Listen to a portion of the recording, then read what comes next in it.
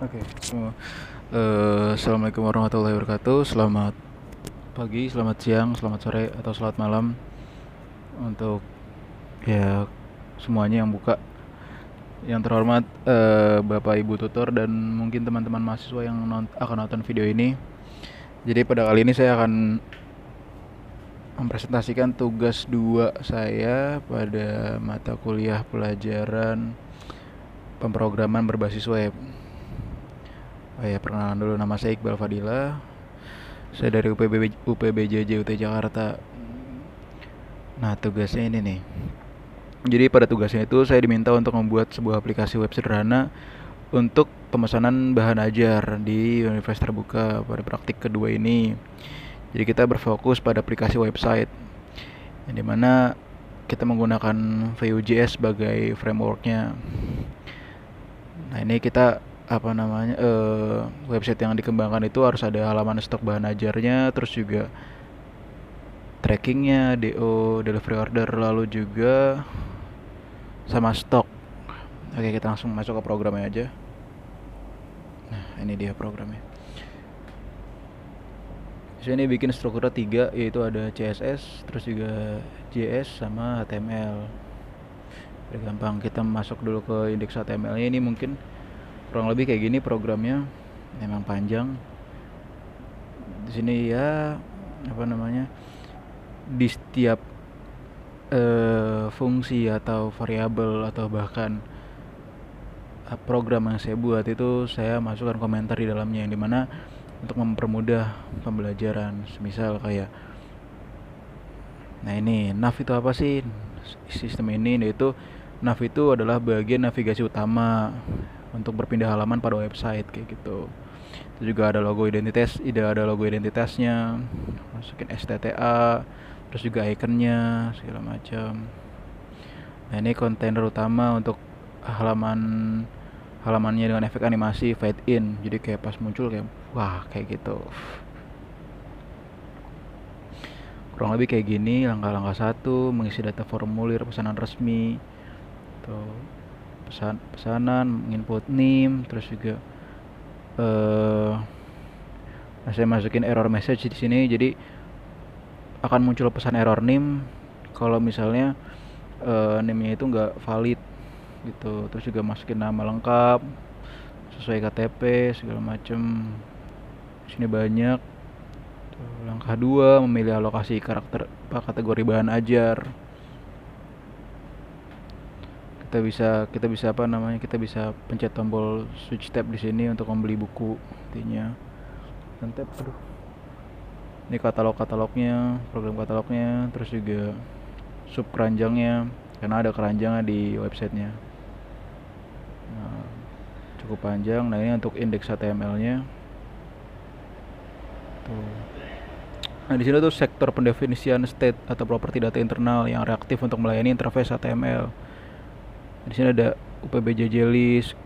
Kategorinya itu untuk menyimpan list data nama wilayah kategori regional dari UT. Yang ini untuk menyimpan list kategori pengelompokan modul bahan ajar dan lain-lain. Panjang banget ya. Lanjut ke stok HTML. Nah, stok HTML tuh dia lebih ke arah ya udah program untuk nanti di bagian stoknya aja. Kayak apa sih namanya? Muatan mata pelajaran lah kayak gitu. Struktur navigasinya sama kayak sebelumnya, terus kontainer utama, terus layout grid, terus juga jumlah modul. Yang misalnya modul habis nih kritis, misalnya dia tuh di bawah stoknya, ini akan ada isinya. Terus juga konversi nilai aset finansial, tuh, drop down filter, terus juga filter wilayah. Sini ada filter status kondisi stok gudang. Tuh. Nah, banyak kan?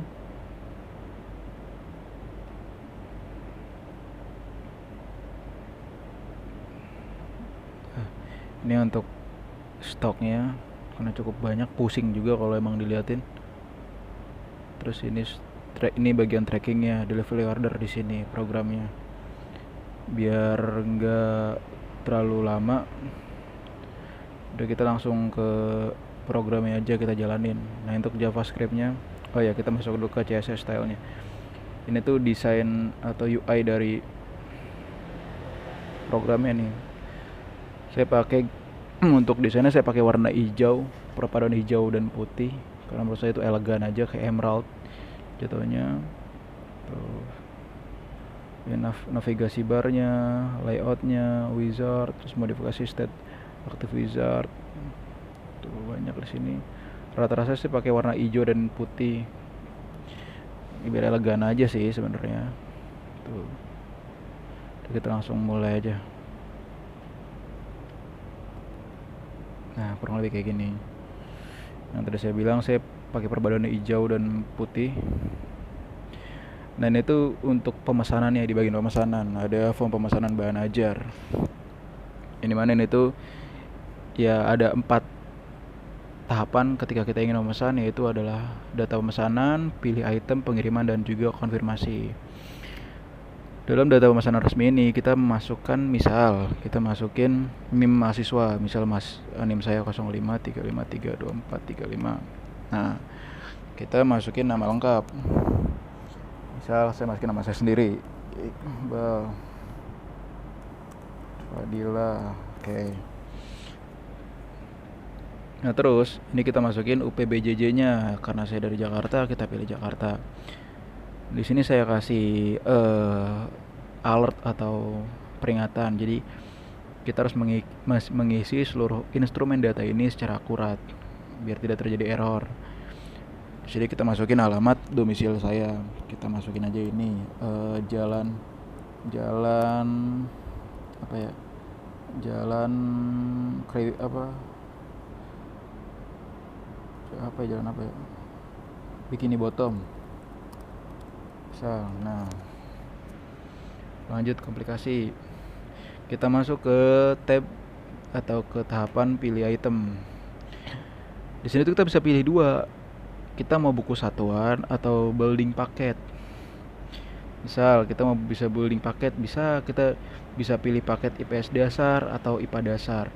Nah, ini langsung ada harganya di sini. Paket IPS itu 120.000, paket IP dasar 140. Karena anggaplah kita orang susah, kita pilih buku satuan aja.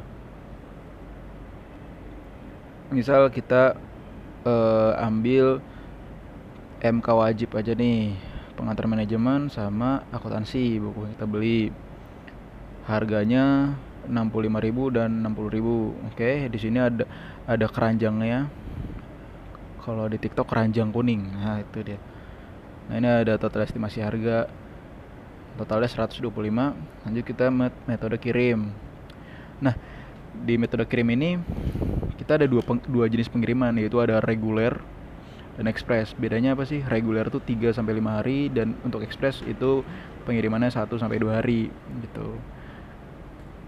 Biar cepat kita pakai ekspres aja. Nah, ini tuh ada ongkirnya. Di sini ada ongkirnya. Kalau kita pakai ekspres itu 25.000. Kalau kita pakai yang reguler 10.000. Karena nggak ada kupon gratis ongkir, jadi kita harus bayar sini. Misal kita mau masukin keterangan alamat, misalnya kayak rumah saya di sebelah sini sebagai patokan, biar kurang nggak bingung kayak gitu. Kalau misalnya udah selesai, kita masuk ke dokumen final. Nah, ini tuh kayak ibaratkan sebuah hasil akhir lah, validasi dari pesanan kita. Di sini dijelaskan bahwasannya ada profil pemesanan, NIM, nama lengkap, UT, daerah, terus juga metode pengiriman yang kita pakai tadi, ongkos kirimnya berapa, ada catatan atau tidak gitu. Dan ini rincian komponen bahan ajar, buku apa aja sih yang kita beli. Nah, ini total keseluruhan harganya ini. Dari bahan ajar yang kita beli itu ada total 125.000 dan tambah ongkir 25, jadi total 150.000. Kita cetak di level ordernya. Nah, ini bukti bahwasannya pesanan sudah berhasil dibuat. Kita udah mesen sekarang di sini. Nah, selanjutnya kita cek nih di real time tracking DO. Kita bisa klik ini, atau kita misalnya mau pesan baru bisa juga. Karena kita udah gak punya duit, jadi kita langsung ke tracking DO aja. Pencet mana ya, sini aja lah, tracking DO. Ini aja lah. Nah, ini adalah bagian dari tracking delivery ordernya. Ini tuh pelacakan koordinat atau status pengiriman modul belajar berdasarkan nomor delivery order atau NIM mahasiswa. Karena tadi saya udah mesen atas nama Iqbal. Di sini ada nih di sebuah kayak apa ya, riwayatnya gitu, atau daftar pemesanan. Coba kita samakan. Oke. NIM saya sesuai, nama saya sesuai, buku yang saya pesan sesuai, dan saya tadi pakai JNE Express.